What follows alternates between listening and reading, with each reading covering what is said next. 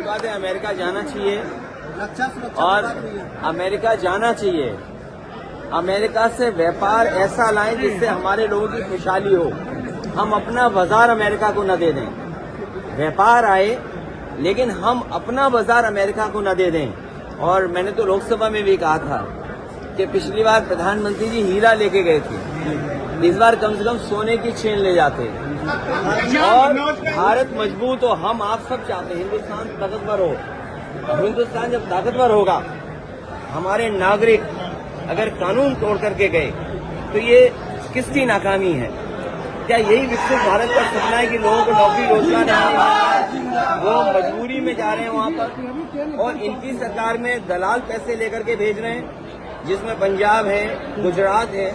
और अगर सूची निकालोगे आप तो सबसे ज्यादा इस तरह भारत से जाने वाले लोगों में गुजरात के लोग ज्यादा होंगे। भारत इतना मजबूत हो, हमारा देश इतना मजबूत हो कि कोई भी देश हमारे नागरिकों को बेड़ियां और हथकड़ी लगा करके न भेजे। और फिर अमृत काल में अमृतसर उतारना, ये कहीं न कहीं भारत को और हिंदुस्तान को नीचा दिखाने की कोशिश थी। अमृत काल में अमृतसर में उतारना बेड़ियों के साथ और हथकड़ियों के साथ, ये हमारे भारत की और हिंदुस्तान के नीचा दिखाने की कोशिश हुई है। इसलिए मैंने कहा व्यापार हो, व्यापार मजबूत हो, लेकिन भारत सरकार अपना बाजार उनके हवाले न कर दे। भारत सरकार का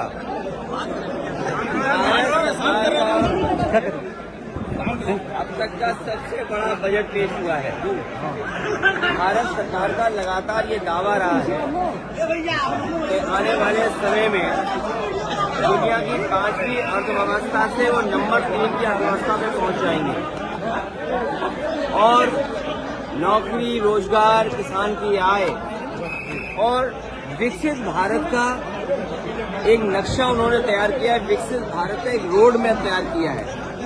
लेकिन बजट आने के बाद जो मायूसी छाई, जो आंकड़े सामने नजर आए कि न इससे विकसित भारत बनने जा रहा है, न इससे कोई अर्थव्यवस्था जिस रफ्तार से बढ़ना चाहते थे बढ़ने जा रही है, न किसान की आय दोगुनी है, नौकरी के नाम पर भी रोजगार नौकरी नहीं दे पाई सरकार। जो लोग कहते थे मैन्युफैक्चरिंग में हम मेक इन इंडिया या और जो नारे दिए थे, जब वो सब असफल हो गए तो चोरी छिपे जानबूझ करके वो बिल लेकर के आए हैं।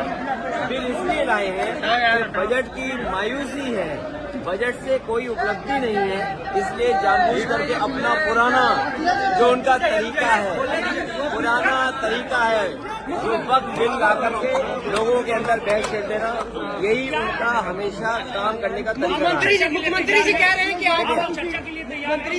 आप जिस तरीके से कोविड वैक्सीन लगवाए उसी तरीके से आपने स्नान भी किया। मुख्यमंत्री, मुझे तो इस बात की खुशी है कि आने वाले समय में हम लोगों को कपड़े पहन करके स्नान करना होगा। भाई ये चीज तो हमें सीखनी चाहिए। ये जो चीजें सीखने की हैं वो हमें अपने मुख्यमंत्री से सीखना चाहिए कि पूरे वस्त्र पहन के स्नान करना चाहिए। बनारस वालों आपसे बेहतर कौन नहीं जानता होगा स्नान कैसे किया जाता है। अगर स्नान करने का तरीका उनसे